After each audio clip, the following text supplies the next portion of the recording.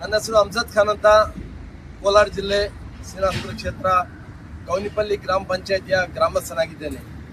ದಿನ ನಮ್ಮ ಗ್ರಾಮಸ್ಥರ ಕನಸಿನ ಕೂಸು ಏನಿದೆ, ನಮ್ಮ ಗ್ರಾಮ ಪಂಚಾಯಿತಿಯನ್ನು ಪಟ್ಟಣ ಪಂಚಾಯಿತಿ ಮಾಡಬೇಕಂತ ಸತತವಾಗಿ 2 ಬಾರಿ ಪಾದಯಾತ್ರೆ ಮುಖಾಂತರ 2023, 2024 2 ಬಾರಿಯೂ ಸಹ ಗ್ರಾಮಸ್ಥರ ಎಲ್ಲರ ಸಮ್ಮುಖದಲ್ಲಿ ನಮ್ಮ ಶಾಸಕರಾಗಿರ್ತಕ್ಕಂತಹ ಜಿ ಕೆ ವೆಂಕಟೇಶ್ವರ ಅಣ್ಣ ಅವರ ಸಮ್ಮುಖದಲ್ಲಿ ಸನ್ಮಾನ್ಯ ಶ್ರೀ ಪೌರಾಡಳಿತ ಸಚಿವರು ರೆಹಮಾನ್ ಖಾನ್ ಸಾಹೇಬರಿಗೆ 2 ಬಾರಿ ಮನವಿಯನ್ನು ಪಾದಯಾತ್ರೆ ಮುಖಾಂತರ ಅವರಿಗೆ ಸಲ್ಲಿಸಿದ್ದೇವೆ.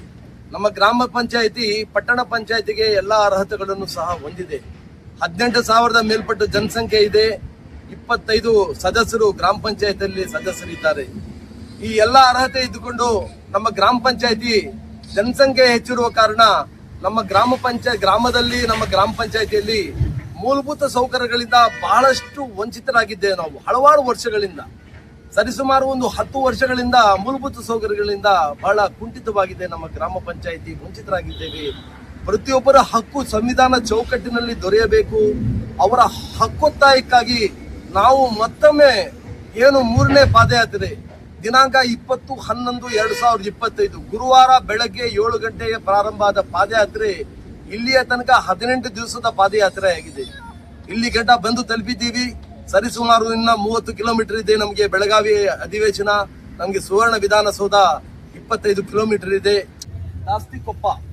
ದಾಸ್ತಿಕೊಪ್ಪ ಗ್ರಾಮಕ್ಕೆ ಬಂದು ತಲುಪಿದ್ದೀನಿ. ಇಲ್ಲ ನಮ್ಮ ಗ್ರಾಮಸ್ಥರು ಎಲ್ಲರೂ ಸಹ ನಮ್ಮೊಂದಿಗೆ ಚರ್ಚೆ ಮಾಡಿದ್ರು, ವಿಚಾರಿಸಿದ್ರು. ಈ ತರ ಏನು ಪಾದಯಾತ್ರೆ ಮಾಡೋ ಕಾರಣ ಅಂತ ಹೇಳಿದ್ರು.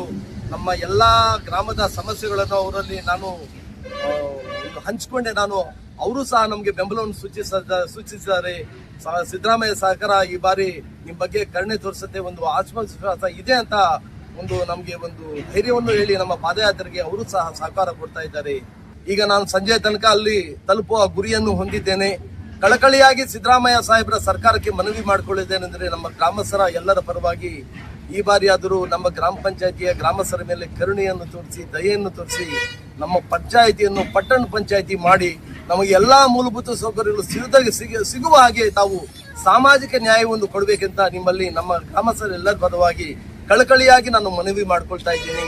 ಜೈ ಹಿಂದ್, ಜೈ ಕರ್ನಾಟಕ, ನಮಸ್ಕಾರ.